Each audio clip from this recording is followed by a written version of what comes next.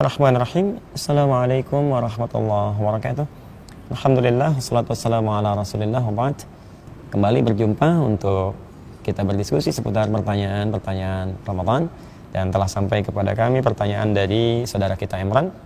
Ya, Ustaz, apa penyebab batal puasa ditinjau dari 4 mazhab? Baik, ditinjau dari 4 mazhab.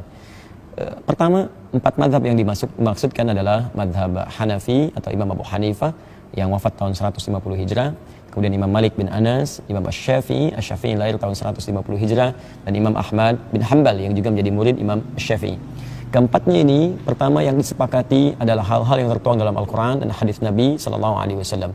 Yaitu yang pertama tentunya adalah makan dengan sengaja, minum dengan sengaja. Ingat, makan, minum, segala yang masuk lewat kerongkongan, tenggorokan, atau yang melahirkan energi ya, untuk menambah kekuatan Anda walaupun tidak lewat kerongkongan, itu dipandang membatalkan puasa.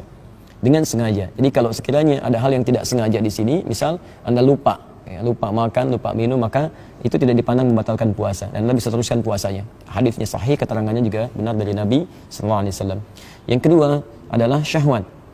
Syahwat di sini bisa diartikan hubungan, walaupun hubungan formal suami istri, tapi dilakukan di siang Ramadan, maka itu membatalkan puasa. Bahkan ada kafarat, Anda mendapatkan denda tambahan yang seharusnya tidak dilakukan oleh Anda pada saat-saat Ramadan. Ya, dendanya bisa kemudian puasa 2 bulan berturut-turut, memberi makan 60 miskin, atau membebaskan seorang budak.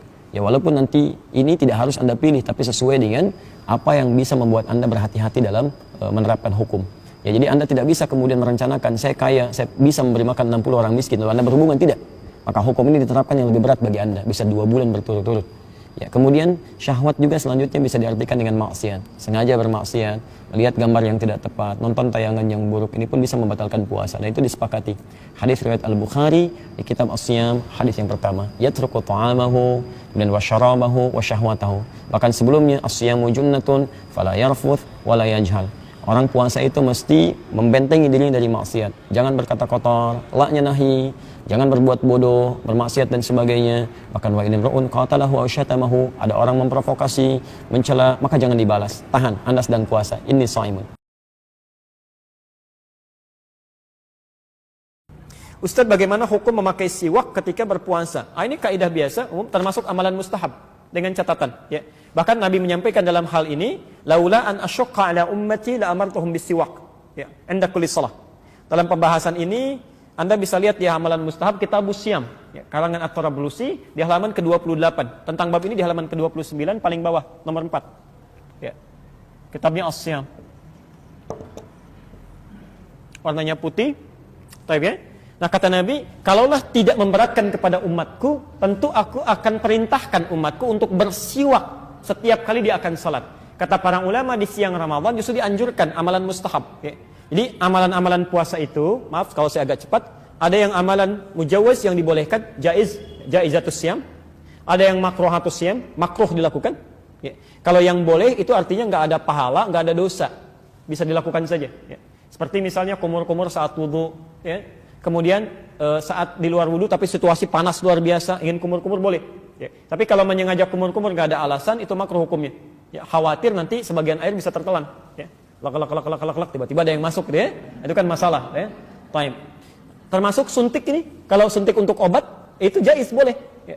Bukan untuk menambah energi, ya. Bisa suntik vitamin C atau lain, itu bukan. Jadi ada penyakit yang memang harus disuntik. Ya, ada insulin, ada macam-macam misalkan, harus diberikan, itu boleh, tidak membatalkan puasa.